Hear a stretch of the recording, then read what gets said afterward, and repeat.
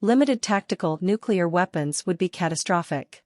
Since Russia invaded Ukraine on February 24, Russian President Vladimir Putin has given orders to increase the alert level of Russia's nuclear forces and has made veiled nuclear threats.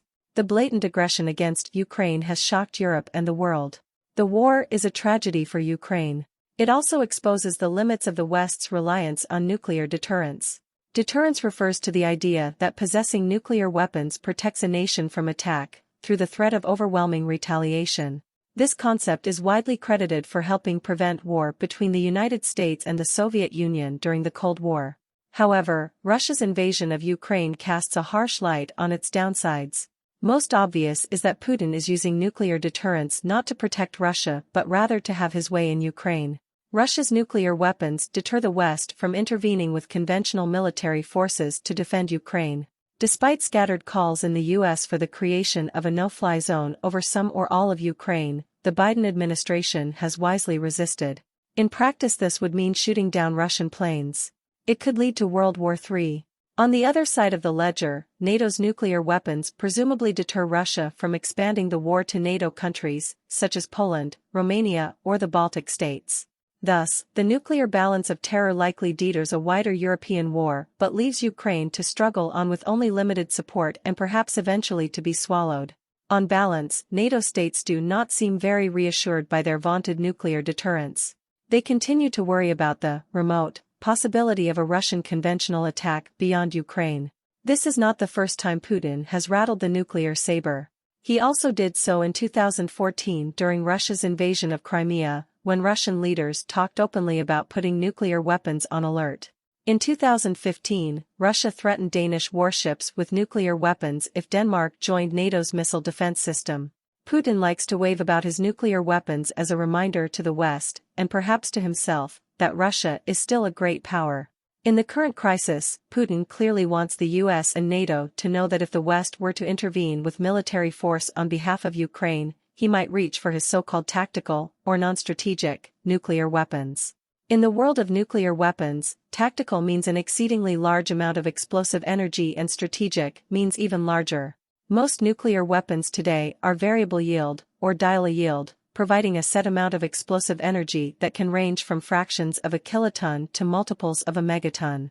For example, the US's newest version of its B-61 nuclear bomb can release 0.3, 1.5, 10 or 50 kilotons of explosive energy.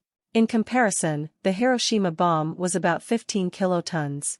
Russia has about 4,500 nuclear warheads in its arsenal.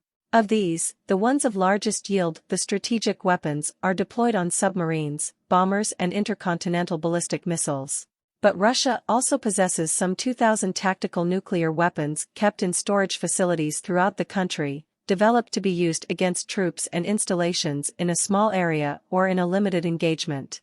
Such weapons can be launched on the same short-range missiles Russia is currently using to bombard Ukraine, such as its Iskander ballistic missile, which has a range of about 500 kilometers. And these are not the only tactical weapons that could be deployed. The United States has about 100 nuclear gravity bombs, with less sophisticated guidance, stationed around Europe. Tactical nuclear weapons exist because each side fears it would be deterred from using its big city-razing weapons by their very destructiveness. By making nuclear weapons smaller and the targeting more precise, their use becomes more thinkable. Paradoxically, while this makes deterrence threats more credible, it also makes the arms more tempting to use first, rather than simply in retaliation. No one should imagine, however, that it makes sense to use a tactical nuclear weapon. A thermonuclear explosion of any size possesses overwhelming destructive power. Even a small-yield nuclear weapon, 0.3 kilotons, would produce damage far beyond that of a conventional explosive. For a graphic depiction, the interactive site NucMap, created by nuclear historian Alexander Wellerstein, allows you to simulate the effects of a nuclear explosion of any size anywhere on the planet. It would also cause all the horrors of Hiroshima, albeit on a smaller scale.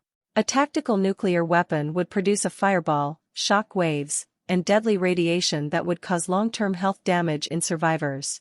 Radioactive fallout would contaminate air, soil, water, and the food supply. Ukrainians are already familiar with this kind of outcome because of the disastrous meltdown of the Chernobyl nuclear reactor in 1986. No one knows if using a tactical nuclear weapon would trigger full-scale nuclear war. Nevertheless, the risk of escalation is very real. Those on the receiving end of a nuclear strike are not likely to ask whether it was tactical or strategic. In testimony before the House Armed Services Committee on February 6, 2018, then Secretary of Defense James Mattis stated, "I do not think there is any such thing as a tactical nuclear weapon. Any nuclear weapon used any time is a strategic game changer." Russian leaders have made clear that they would view any nuclear attack as the start of an all-out nuclear war.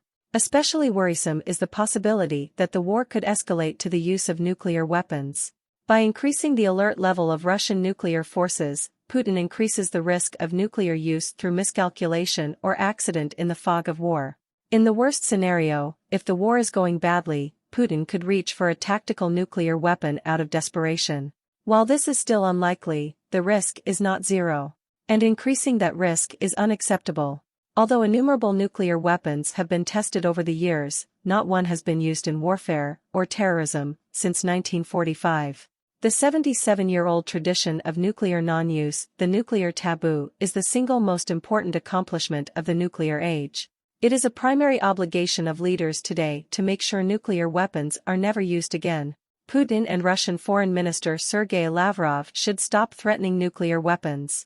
Other leaders should express shock and outrage and make it clear that nuclear threats are irresponsible and unacceptable. Nuclear deterrence comes with tremendous risks and enormous costs. The arguments in favor of deterrence, although sometimes convincing, are not always true. We must acknowledge that nuclear deterrence could fail. That's why, despite the trillions of dollars spent on nuclear arsenals, no one sleeps soundly under a nuclear umbrella, especially during a crisis such as Russia's invasion of Ukraine. This war will likely upend the European security order. It also demonstrates how little real protection nuclear weapons provide. The world would be better off without these weapons.